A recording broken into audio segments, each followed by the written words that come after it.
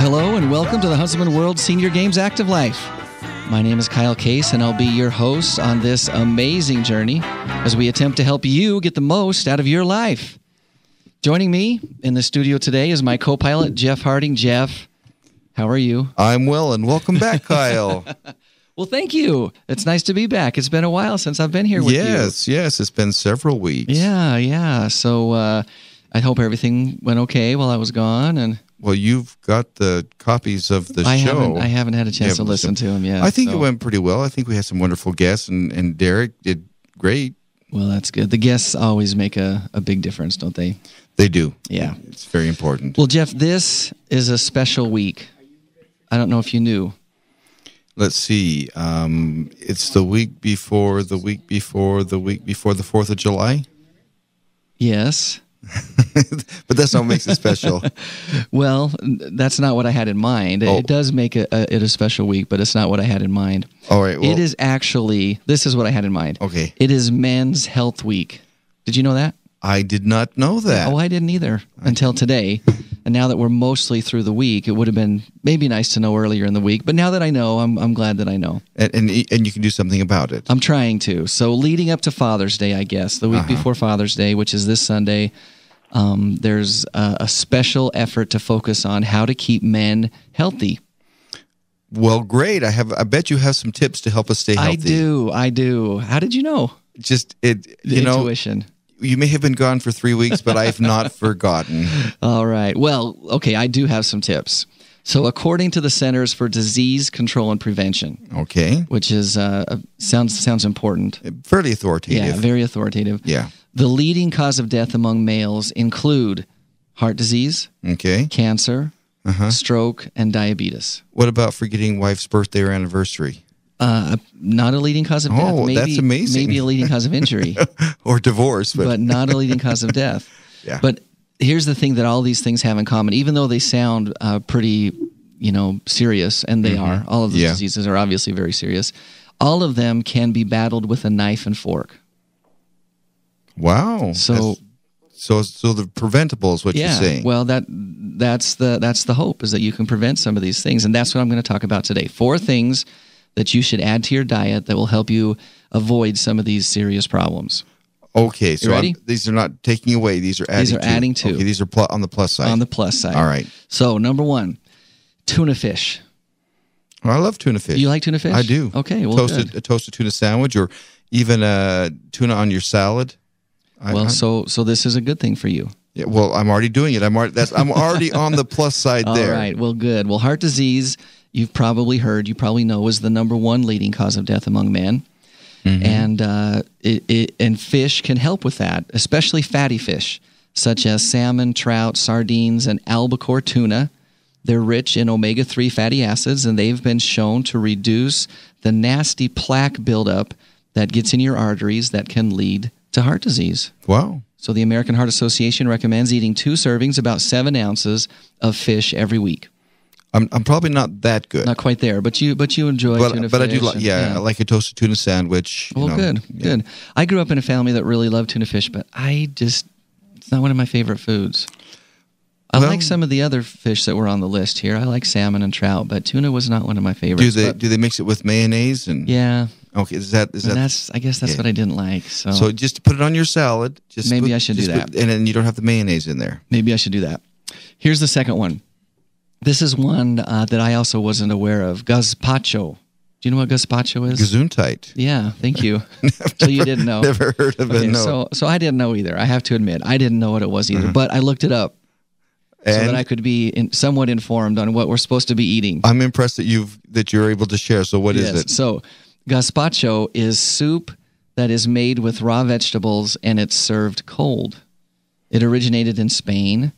And anyway, it's supposed to be good for you. So probably because of the vegetables. Exactly. Yeah. 70%. Listen to this. This is kind of sobering. 70% of American males are overweight, which drastically increases their risk for type 2 diabetes.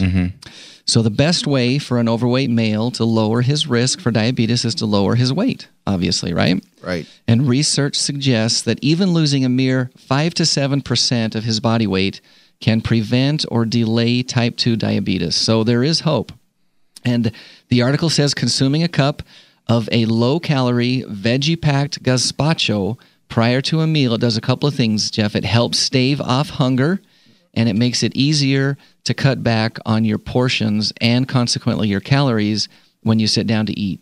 And as we all know, cutting calories is a key to losing weight. But what if I just eat the raw vegetables without the broth?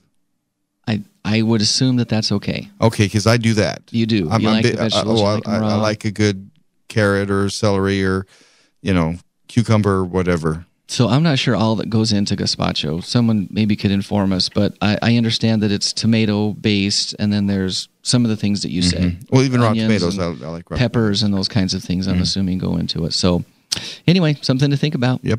I'm sure there's lots of recipes online. I'm waiting with extreme anticipation for the opportunity to go online and look it up. Oh, good. So that'll help you with your type 2 diabetes risk, which is good. You mentioned that you like vegetables. The next one is also very important and I think pretty easy to do, but it's to add a tossed salad into your meal.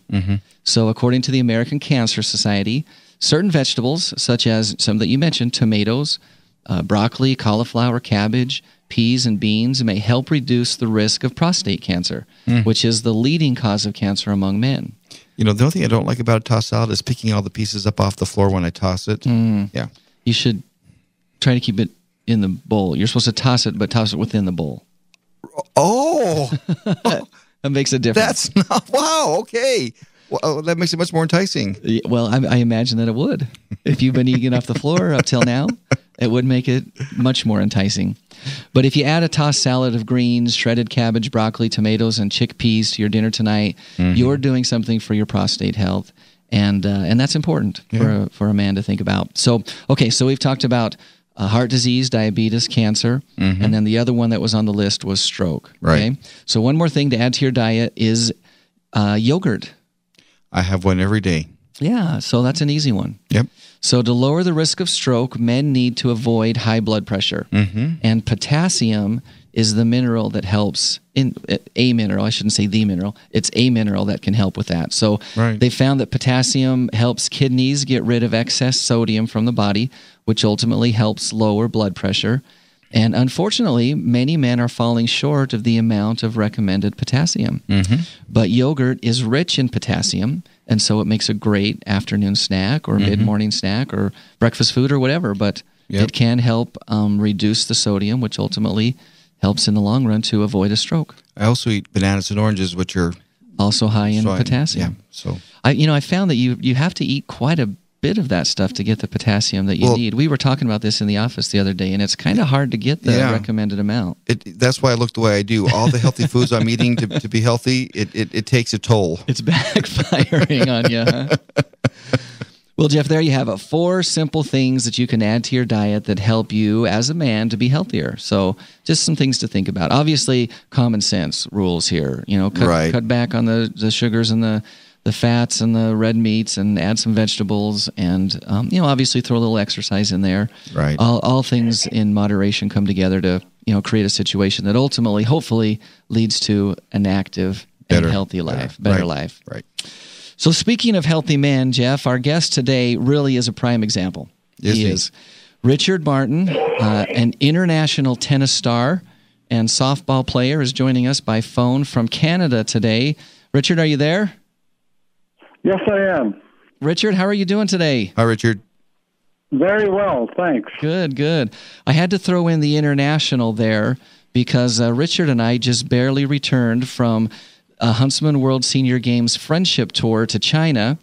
And Richard was our sole tennis player who accompanied us along with a couple of volleyball teams.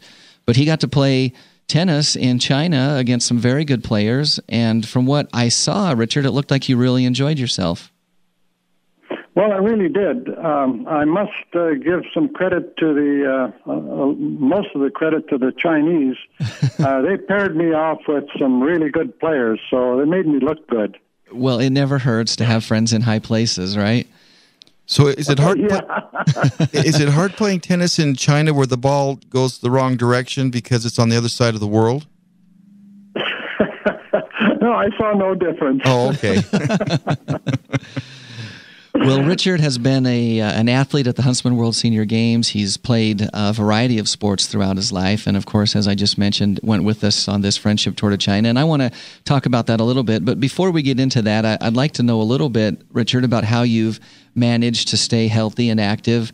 At least towards the later years in your life right now. How old are you, Richard? 74. 74 years old, and let me tell you, I've watched him play, and he covers the court, and he does a fantastic job. So have you always played tennis? Has that always been your first sport of choice, or how did you start out with sports, and where did you start from? Well, when I was very young, I always had a desire to exercise, and I used to do cross-country skiing a lot, and hockey, of course, I played my whole life. Tennis, I played a bit in my later teens, but I took a hiatus when I was raising my children.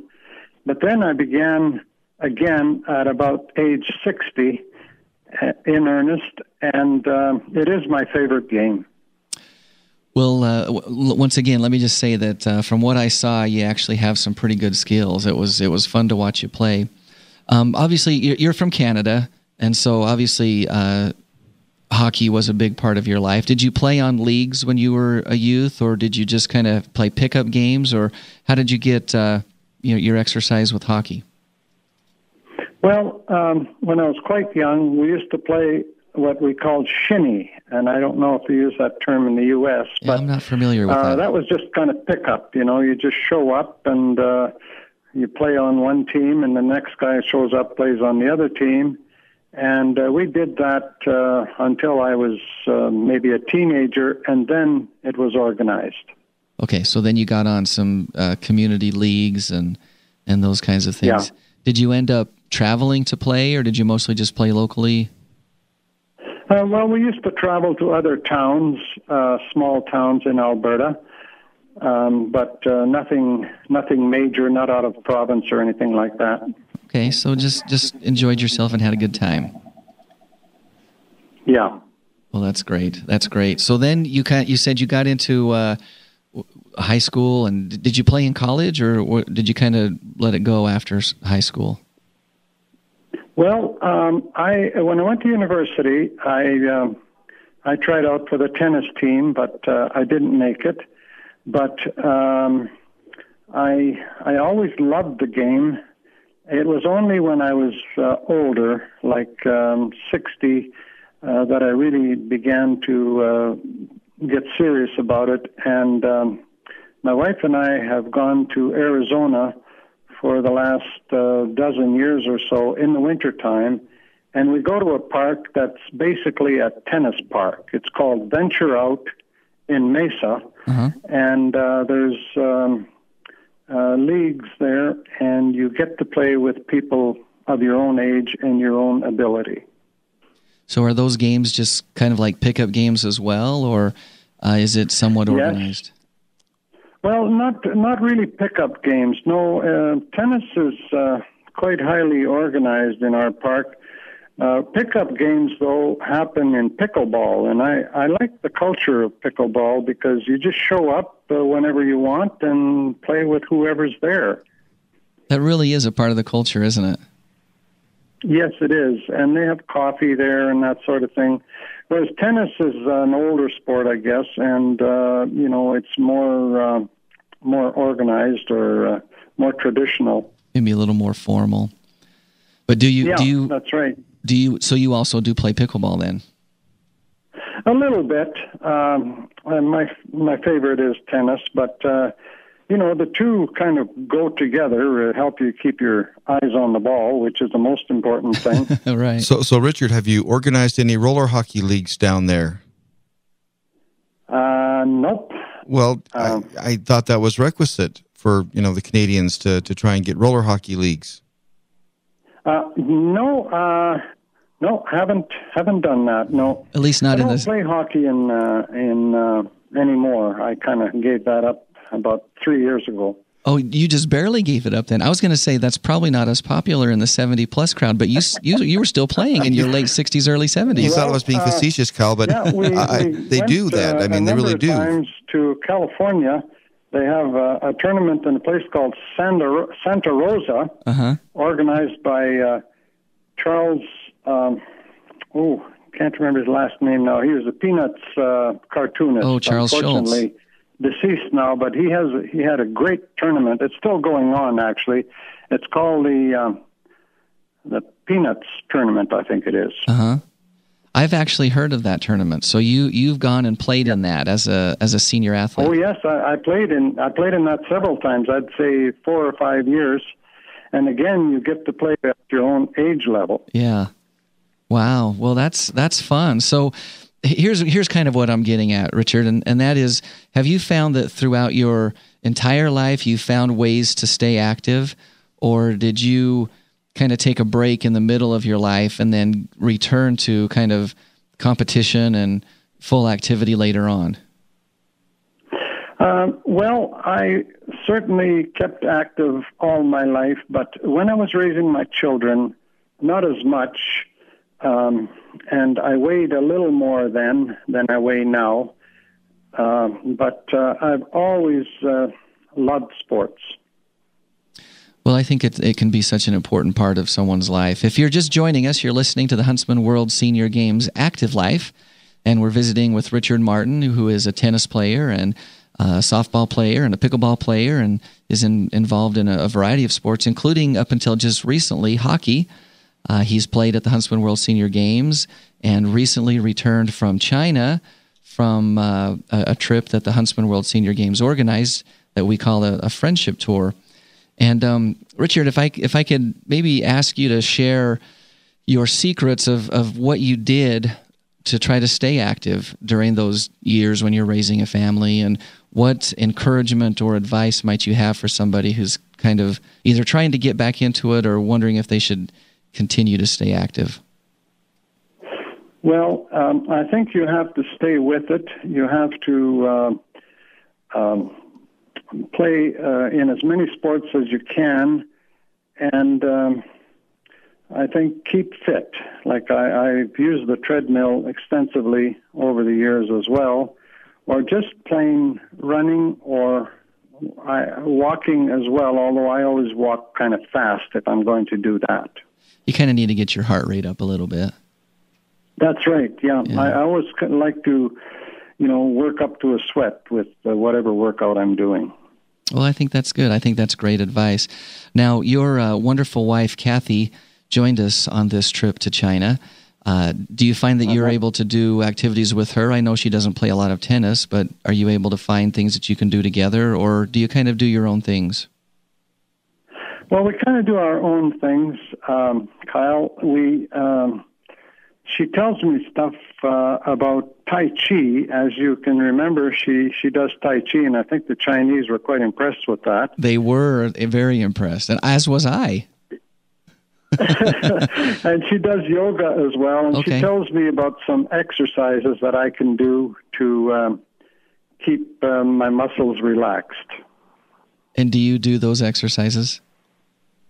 Well, I do some of them. There's one called Tiger's Mouth that she tells me about, and that's just exercising your wrist and your fingers, and you hold your thumb out from your forefinger, and you just,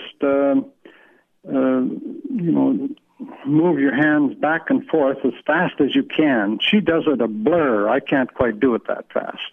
And that helps with your arm strength and your, I'm sure, your grip and your wrist, and which would be very important as you're playing tennis. Yes, that's right. Oh, for sure. Yeah. And it also helps when you're waving goodbye. It also comes in handy when you're waving goodbye, or when you're saying hello. Or saying hello, yes. Richard, I was just curious, how many years have you been coming to the Huntsman World Senior Games? Well, I've been coming for 5 years. What kind of success have you seen in your tennis events? Well, I didn't play tennis, though. I always played softball. In the future, it will be tennis, though. Oh, well, see, now I'm doing whiplash because I thought you were a tennis player. I'm sorry, at the games. No, I wasn't. I wasn't at the Huntsman games. No, not yet. But you will in the future. Yes. The thing with tennis is that it's in the first week, and we usually go a little later when we go in the States, and that's why I kept it to softball, which is in the second week. Right. So what's your softball team? Which team have you played on? Well, I played on the Medicine Hat team. That's out of Alberta. But the last team I played on was called Salt Lake Southwest. Well, interesting. So how did you get connected with a group out of Salt Lake City where you live in Canada? Well, it just happened that I went to a tournament in Phoenix, which was a major ball, and that was a bit above my level, but that's where I met some guys from Salt Lake, and they asked me to play with them. So I really enjoyed them. They were just wonderful. Well, that's fun. I was the only Canadian on the team, but so I just felt like one of them. So for everybody keeping score, you're from Canada, but you met a team from Salt Lake in Arizona to come back and play in St. George. just want to make sure. I know it sounds weird. No, it's great. I love it. It really just goes to show the nature of the world, and we do have a small world, and it is shrinking, and friends can be found wherever you happen to be. So it's up to you to find your friends. Well, yes, that's right. And I must say, kudos here to Kyle. He spoke so well at every venue that we went to in China, and his mission was to promote friendship and peace, and he did that in a very, very effective way. Well, that's very kind of you to say, Congratulations, Richard. Kyle. I appreciate that. That's probably not entirely true, but very kind for you to say. Well, war didn't break out, so you must have done something right. I don't think we had any major international incidents. No, there's nothing on the news. So whatever you did, whatever happened in China stayed in China. well, Richard, you're a great example of one of the reasons why we love the games, the Huntsman World Senior Games, and why we even host an event like this, and that is, providing an opportunity for people to come together. You mentioned, our mission statement, which is to foster worldwide peace, health, and friendship is such an important part of that, and that was really one of the big motivators behind organizing the Friendship Tour and the other Friendship Tours that we have gone on. I want to spend just the next couple of minutes talking about your experience there and what your impression overall was of what we were able to do there in China as athletes. Well, I felt that it helped to find common ground between the Americans, Canadians, and Chinese, and I thought they were very welcoming and very friendly towards us. We had, my wife and I, instances of people coming up to us, total strangers, wanting to take selfies with us. And then we were rewarded at one point by this young girl, 6 years old, Chinese girl, came bouncing up, wanted to have a picture taken with my wife and I. And so I just felt that they were very friendly towards us, and they really appreciated us being there and made us feel welcome. Well, I noticed that as well, and felt that was definitely the case as we were there. And again, that was one of the real purposes for the tour, is to promote worldwide peace, health, and friendship. And I think that we were able to do that. Talk just a little bit about your experience in actually playing a sport that you love in a country that you're not familiar with. Language was a barrier, but did you find that was an overall problem? Well, no. We had interpreters with us at all times, of course, as you know. And as far as the game, I mean, the scoring is the same. And even if we didn't understand each other's language, a nod of the head or a smile or anything like that would be enough to know whether, the game was over or what the score was. Well, I found the universal language tends to be a lot of nodding and smiling and pointing. Yep. And, their ability, they're very good players. I mean, they hit the ball really hard. In fact, they hit it harder than what I'm used to. Really? But I loved it. Well, that's kind of a unique and exciting experience to be able to play, again, like I said, a game that you love in a country that is not your own, and represent yourself and your country. And, I'm very grateful that you represented the Huntsman World Senior Games so well as well. And we really did have a great time and a wonderful opportunity to promote this mission statement. And, ultimately we talked a lot about how, as we understand one another and as we grow closer together and as we, create these friendships, we feel and we hope that we do take that one step closer to peace. And that was, kind of an offshoot of what our mission was while we were there. Yes, and I thought they were very open to that. They would notice us because we're taller than them, but they were also attracted to all of us. And of course, I can tell that they really want to be friends with America because your trade is increasing, and probably numbers 1 and 2 in the world. Yeah. Just on that topic, my grandson is a kindergartner going into first grade. He's in a dual immersion English-Chinese program in school. He's learning Chinese he will be, when school starts again, he'll be learning Chinese half the day and English half the day. So he's in a dual immersion program. What a great opportunity. I agree. I think, they're the nation of the future, China, and we have to reach out to them. Well, that is for sure. I think if you and I, Richard, had been involved in a dual immersion program, that could have come in handy while we were over there. Oh, absolutely. I just noticed trying to talk to the governor of the province of Shandong, and she would look straight at me and speak Chinese, and I found myself answering her to the interpreter, and I thought, no, I have to look back at her, but that's hard to do when you don't understand each other. That is for sure. But it was a wonderful experience, and thank you, Richard, and thank your dear wife, Kathy, as well, for being a part of it. It was a lot of fun. Well, we really enjoyed meeting you, Kyle, and we're kind of hooked now. So if there are future trips, and I think there are, by the Huntsman World Senior Games, I hope you're involved. If you are, we are in. Well, thank you. That's very kind, and we'll definitely keep you in the loop as we figure out what we're doing next. But Richard, that's about all the time that we have today. But thank you so much for joining us. Yes, thanks so much. Okay, thank you very much, Kyle and Jeff, and it was a pleasure. Wonderful. Well, Jeff, we're in the middle of June, and yes, registration for the Huntsman World Senior Games is in full swing. We are at 5,000. Yeah. 5,246. I just barely ran a report. So wow. Lots of people. In fact, that's about 40% more than were registered a year ago. At this point. So the message is, don't wait. Now is the time to register. Mm-hmm. And if you turn 50 this year by December 31st, you are eligible. We have 27 different sports to choose from, and for information on any of these sports, you can visit our website at www.seniorgames.net, and there you can get rules, you'll find schedules, and, of course, you can register.